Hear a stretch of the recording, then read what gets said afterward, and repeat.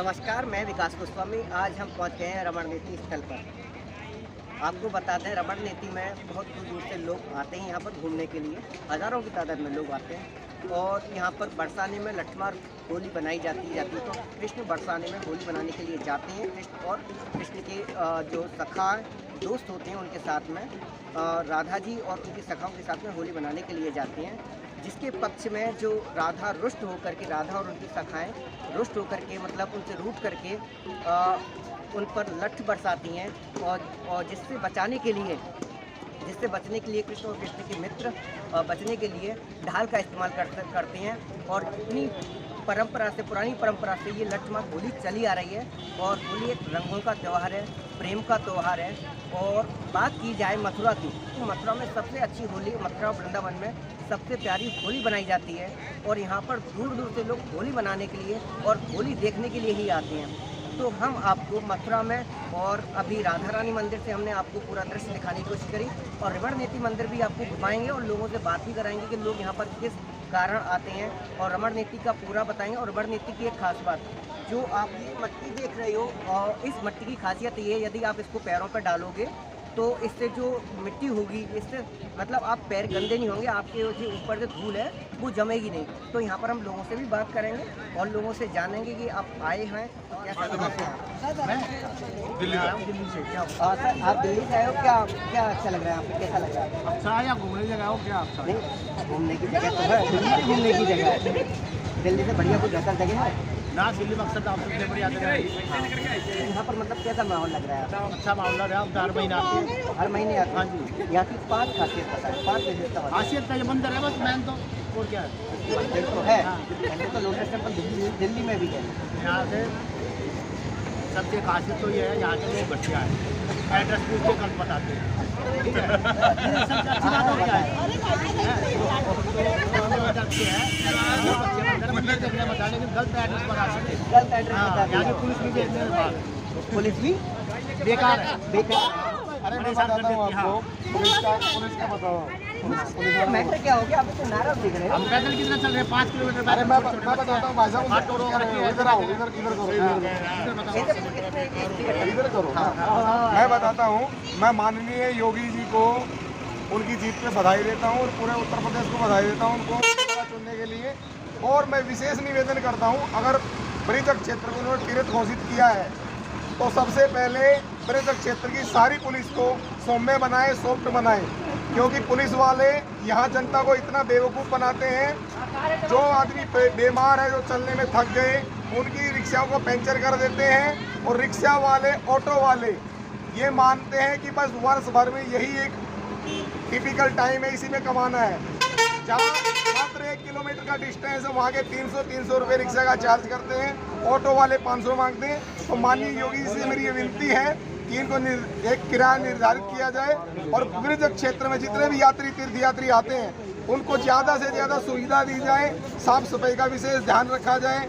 सबसे बड़ी जो मुझे यहाँ की जो दुर्गुण लगा इनके लोगों का, उत्तर प्रदेश के लोगों का, वो ये है कि गुटखा खाते और कहीं भी थूक देते हैं, अपने ही घर को, अपने ही क्षेत्र को गंदा बनाते हैं। योगी जी से मेरी विनती है कि गुटखे को पूरी तरह से प्रतिबंध किया जाए।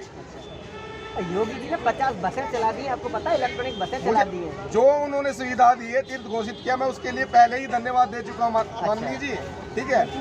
विशेषताएं आप पूछ रहे थे कि यहाँ की 5 क्या है। 5 विशेषता ये है कि सनातन धर्म में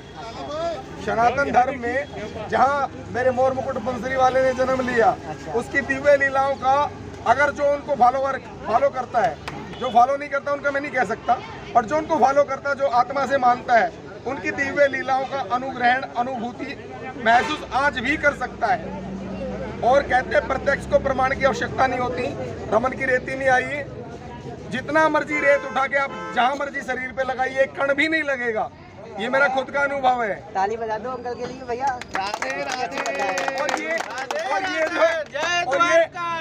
और ये ब्रिजक क्षेत्र की पवित्रता है और ये हम सब भारतीयों का कर्तव्य भी बनता है और हमें इस पे गौरव भी करना चाहिए कि विदेशों में भी जो आज हमारे वंदे बिहारी के फॉलोअर बने हैं एस्कॉन के नाम से, क्योंकि भगवान श्री कृष्ण को विदेशों में एस्कॉन के नाम से जाना जाता है, तो ये हमें अब इस पे गर्व होना चाहिए और हमें कोशिश करनी चाहिए चाहे हम दिल्ली से आए, चाहे राजस्थान से आए, चाहे गुजरात से आए, चाहे मध्य प्रदेश से, कर्नाटका से, बेंगलोर, जहाँ मर्जी से पूरे भारतवर्ष से आए, हम सभी भारतीय एक भाई हैं, एक परिवार हैं।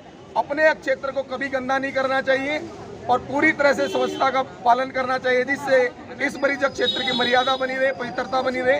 इन्हीं शब्दों के साथ आप सभी का बहुत बहुत धन्यवाद। ओम शांति। इन लोगों के लिए धन्यवाद।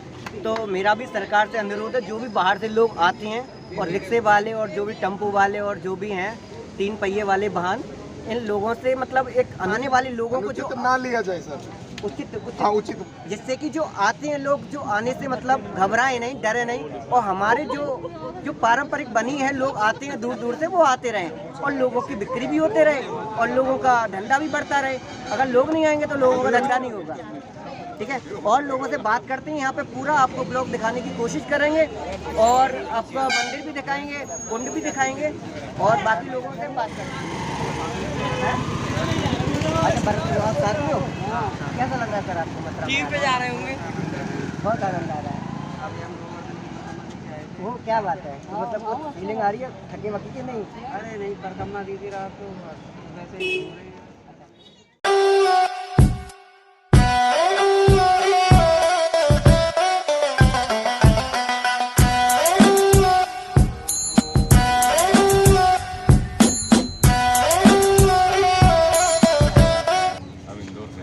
इंदौर से आए, कैसा लग रहा है यहाँ पे रमण नेती आके? कैसा फील हो रहा है आपको? अच्छा लग रहा है, जानवरों को देख के, कीड़ों को देख के बहुत अच्छा लग रहा है। इंसानों को देख के अच्छा नहीं लग रहा है? वो तो अच्छा लग रहा है, 2 रोज से हम इंसान से ज़्यादा प्यारे जानवर अच्छा होते हैं। और अब यहाँ आए तो इनका भी नेचुरल आनंद जो है वो लेना चाहिए। हाँ, बिल्कुल सही है, क्योंकि इंसान तो मतलब से प्यार करता है और जानवर अनकंडीशनल प्यार करते हैं। वो मुक्त होते हैं पर बहुत कुछ बोलते हैं। तो आप यहाँ इंदौर से यहाँ पर आए हो और माना जाता है कि इंदौर सबसे खूबसूरत और सबसे साफ सुथरा शहर है। और मैं ये जानने की कोशिश करूँगा आपसे कि मथुरा में आप आए हो रमण नेती में, तो रमण नेती की 5 ऐसी खासियतें बताइए। रमण रेती मथुरा वृंदावन का अच्छा तीर्थ है। यहाँ रेती में लौटना बहुत अच्छा लगता है, जानवरों को खिलाना अच्छा लगता है। भगवान का ऐसा लोग कहते हैं कि भगवान रात को रोज आते हैं शाम को। रात में आते, दिन में नहीं आते? ऐसा जो कहावत है वो तो यही है कि अच्छा। भगवान रात को वो करते हैं।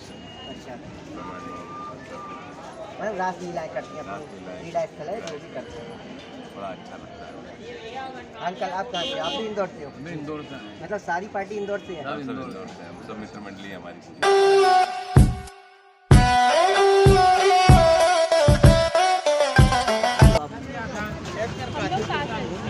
भास्कर से कैसा लग रहा है आपको?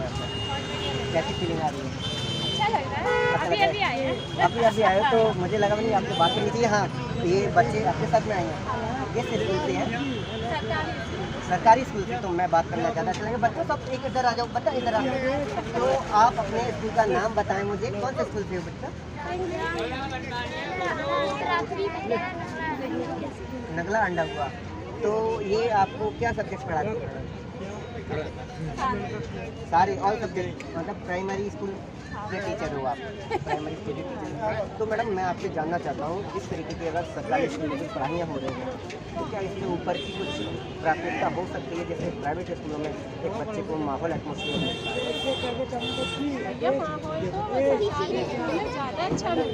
ज़्यादा अच्छा मिलता है। बस प्रॉब्लम ये है कि थोड़े से गार्जियन मतलब सोच का प्रॉब्लम है थोड़ा। हाँ बस, मुझे नहीं लगता कि प्राइवेट और सरकारी में कोई भी अंतर है। क्योंकि मैं आपको बता दूं, मैं भी सरकारी स्कूल से पढ़ा हूँ। प्राइवेट स्कूलों में लोग खाना लेके जाते हैं, हम तो खाली डब्बा लेके जाते थे। अब तो डिब्बा भी नहीं ले जाते हैं, और सब बर्तन भी वही है, खाना भी वही है, पानी भी वही है, हर सुविधा है। और जहाँ तक मेरा ख्याल है हर टीचर पूरी अपनी कोशिश कर रही है सब कुछ करने का।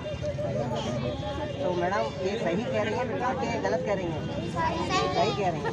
तो ठीक है, बहुत बहुत धन्यवाद मैडम आपका। स्कूल का नाम क्या बताया आपने? प्राथमिक विद्यालय नगला अंडौला काशी।